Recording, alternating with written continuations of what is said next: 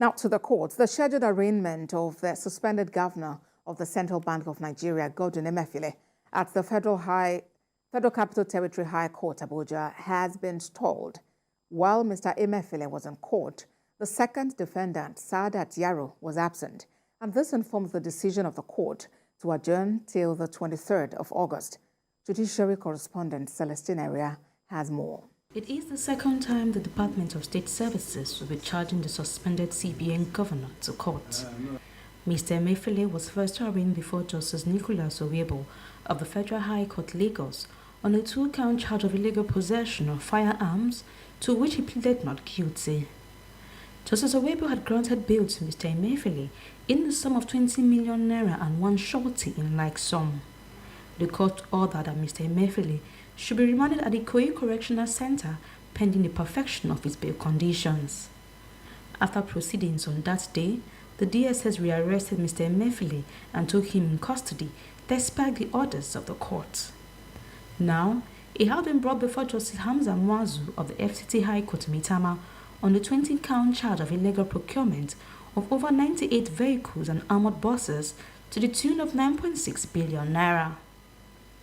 Mr Emefiele is expected to be arraigned alongside a CBN employee, Saadat Yaro, and her company, April 1616 Investment Limited. At the day proceedings, counsel to the federal government and Director of Public Prosecution of the Federation, Mohammed Abubakar, told Justice Hamza Mwazu that Saadat Yaro took ill in the morning, hence was unable to make it to the court. Mr Abubakar apologized to the court and applied for a new date for arraignment. The request for adjournment was not opposed by Kilolu Kayinde, a senior advocate of Nigeria who stood for Mr Emefiele. Justice Mwazu subsequently fixed 23rd August for the arraignment. Now they told us that Emefiele has cases to answer on matters that have to do with terrorism. We expected that the charges will reflect terrorism count charges. Unfortunately, or surprisingly, what we saw was matter bordering on procurement, that he gave contract for the award of land cruisers. Gentlemen, this is a charade. Operatives of the Department of State Services who brought Mr Emefiele to court under watertight security to avoid security breaches returned him to their custody immediately after the proceedings. The alleged offences committed by the suspended CBN governor is contrary to Section 19 of the Independent Corrupt Practices and Other Related Offences Act 2000. If found guilty, Mr Emefiele may be sentenced to 5 years imprisonment without an option of fine. Celestina Area, TVC News, Abuja. To River State, where the family of Alafuro Peterside, who was killed by a police officer in Port Harcourt, is demanding justice.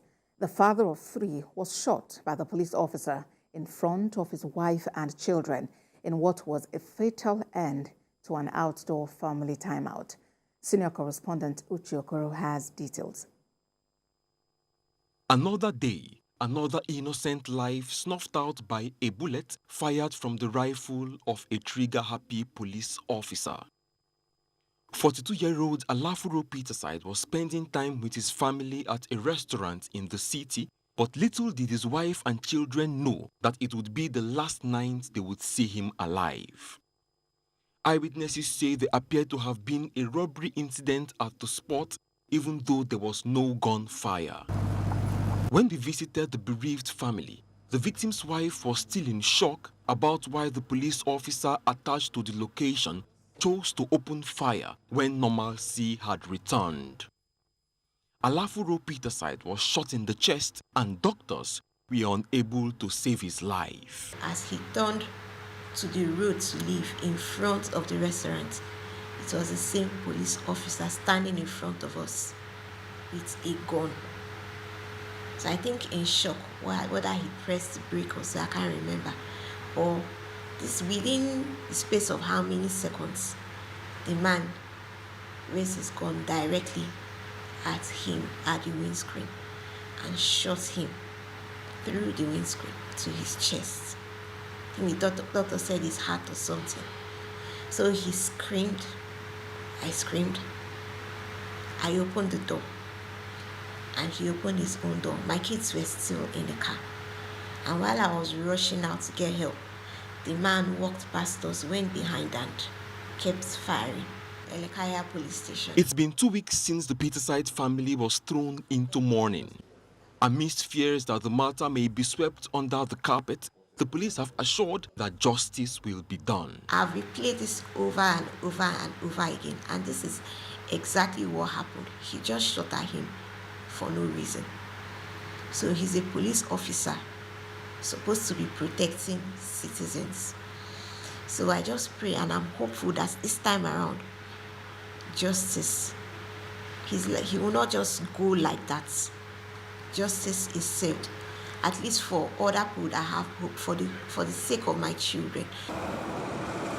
This area, popularly called Stadium Road, where the tragic incident occurred, will always trigger sad memories for Mrs. Peterside and her children. Only time will tell how well they can recover from witnessing the killing of their husband and father by a police officer whose job was to provide security. Uche Okoro, TVC News, Port Harcourt.